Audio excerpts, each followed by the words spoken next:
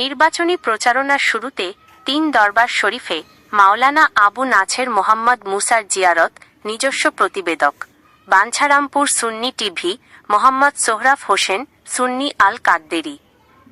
আসন্ন সংসদ নির্বাচনকে সামনে রেখে বাংলাদেশ ইসলামী ফ্রন্টের মনোনীত প্রার্থী ও কেন্দ্রীয় যুবসেনার সাধারণ সম্পাদক মাওলানা আবু নাছের মোহাম্মদ মুসা তার নির্বাচনী প্রতীক মোমবাতি মার্কার আনুষ্ঠানিক প্রচারণা শুরু করেছেন। প্রচারণার শুভ সূচনা লগ্নে তিনি অত্র অঞ্চলের ৩ আধ্যাত্মিক সাধকের মাজার, দরবার শরীফ জিয়ারতে মিলাদ কিয়াম ও দোয়ায় অংশগ্রহণ করেন। আধ্যাত্মিক আশীর্বাদে প্রচারণার যাত্রা। মাওলানা আবু নাছের মোহাম্মদ মুসা আজ পর্যায়ক্রমে ৩টি গুরুত্বপূর্ণ দরবার শরীফে উপস্থিত হন। ১.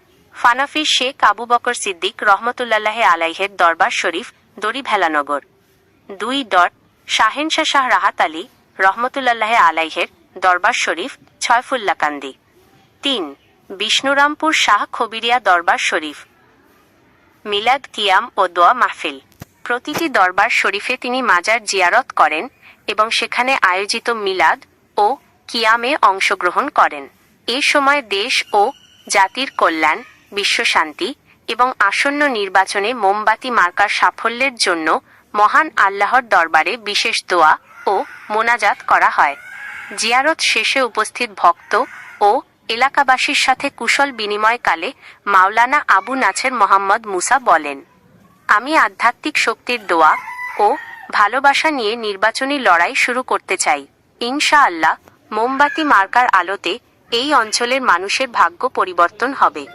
এ সময় ইসলামী ফ্রন্ট, যুবসেনা ও ছাত্রসেনার বিভিন্ন পর্যায়ের নেতাকর্মীরা তাঁর সাথে উপস্থিত ছিলেন। দরবার শরীফগুলো জিয়ারত শেষে তিনি ব্যাপক উৎসাহ উদ্দীপনার মধ্য দিয়ে সাধারণ মানুষের দ্বারে দ্বারে গিয়ে ভোট প্রার্থনা ও গণসংযোগ সমৃদ্ধ এবং মসৃণ করে লইয়া